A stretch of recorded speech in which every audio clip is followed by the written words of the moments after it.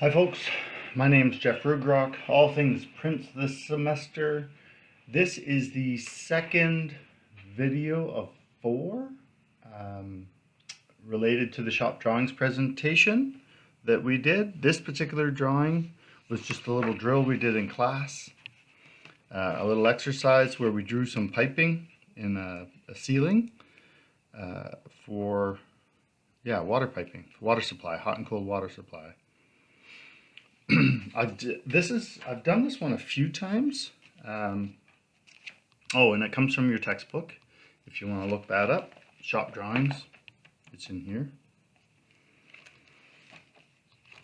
So it's there for you. So I always do a rough to begin with, and then I locate my pipes on a detail box. I do this just because I'm lazy.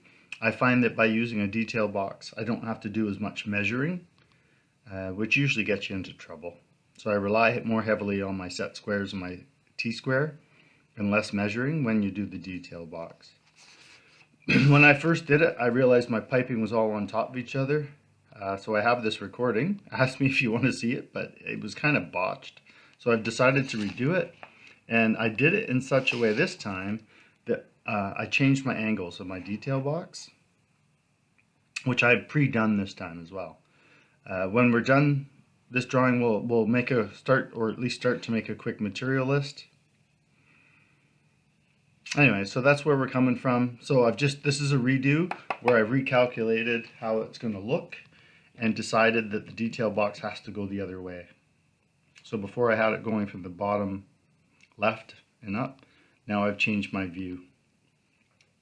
So a few things that I did the first time was I located where my piping was. I am using a quarter scale, which is a 1/4 inch equals 1 foot.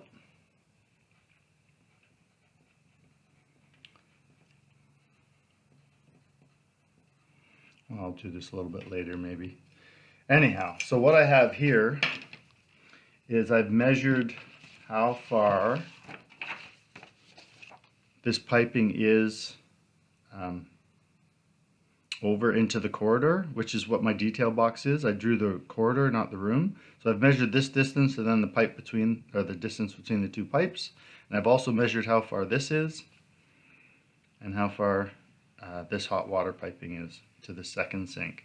So once I have those marked on my detail box, which again is the corridor, not the room, then I can mark those spots and done, done, done, done.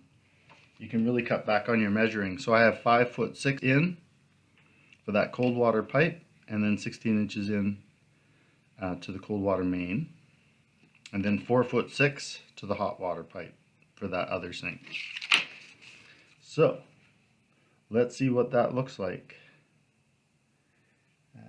Let's see, what are we doing here? So we have 5'6". Just find my right scale. Sorry, catch the light here. So there's 5 foot. 1, 2, 3, 4, 5, and then 6 inches. And then my drop was about 6 inches away. And then my water main was 16 inches. So there's 12 inches, 15, 16, and then again 6 inches for the hot. And then on this side it was the opposite. We had the hot first, which was 4. 1, 2, 3, 4'6". And again, because quarter scale on the other side, there's my 6 inches for the cold water. So there's a hot and cold there. So we draw. So this is now going to be the hot water. On the far side, I can overdraw everything a little bit. And I'm going to mark that hot up here so I don't get myself turned around. then the hot goes to the first drop. Sorry, yes, first drop. And the last drop.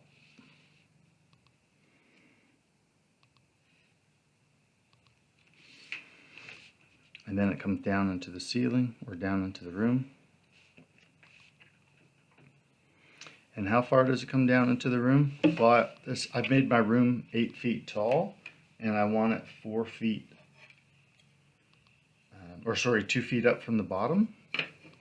Therefore, I want my piping to come down 6 feet.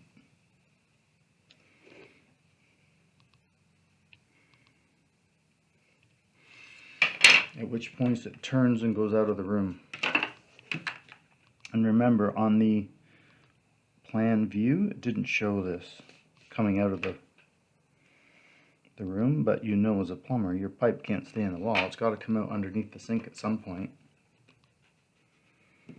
So I'm just going to go ahead and color code this, and I'm going to make the hot water piping my dominant pipe. So again, set up your T-square, put your heel of your hand down on it.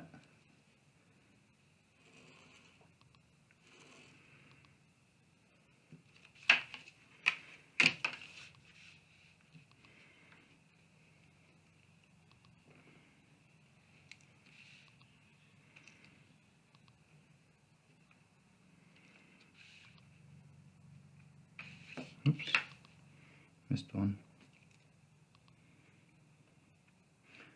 So by drawing this one first, I've decided that the hot water piping runs above the cold. So what's going to happen is when I get to drawing the cold water pipe, I have to break it or put a little jumper in it. And I tend to use the break lines. So you just see me start and stop my cold water piping. And that's to show that it's in the background and the hot water is in the foreground. Once you get it color coded, it's easy to erase because you don't have to worry about taking that off. So the next up would be the cold water piping. Again, I'm using my initial lines first, so I'm not going to worry about breaks. I'm just going to go ahead and draw it.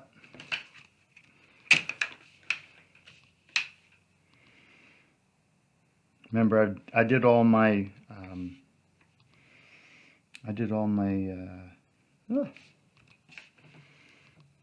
okay, here come the words, I swear. I did all my measuring before, so I don't have to do any measuring now. I just use my set squares to tell me what's what.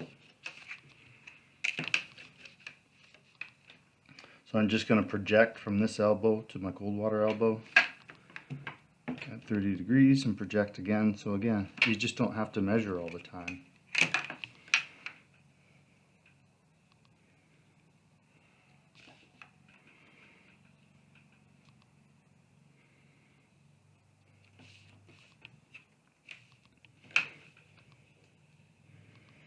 Same for your stub outs. Your stub outs, there's no reason why they can't be identical in length. Just by projecting some sort of a stop line. And then my marker's kind of not the best condition, but I shall try now.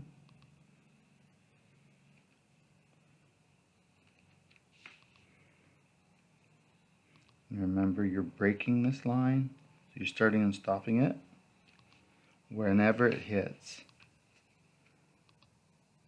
a red, and that shows that it's in the background.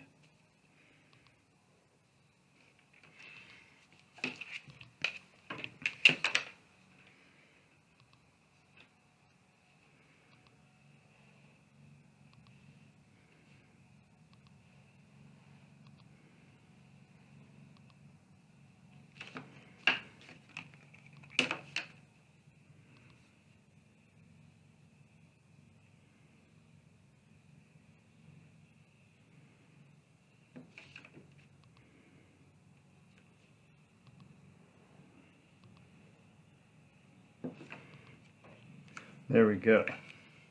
Cold. Well, you don't have to mark it anymore, right? It's color coded. You can clean up your drawing now. Don't worry about the detail box, it served its purpose. So if it shows up, it shows up. If it doesn't, who cares? But you can see how the detail box just takes the constant measuring out of it. It allows you to keep your proportions.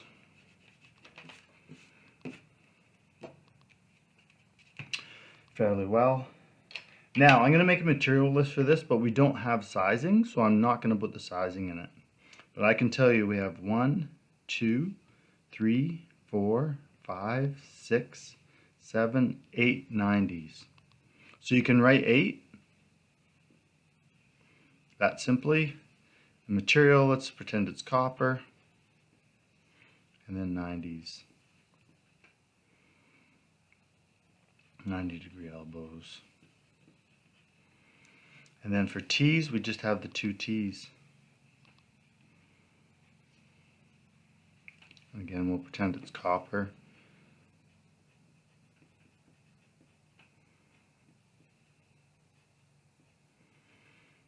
There you go. 22 summer. Distribution piping.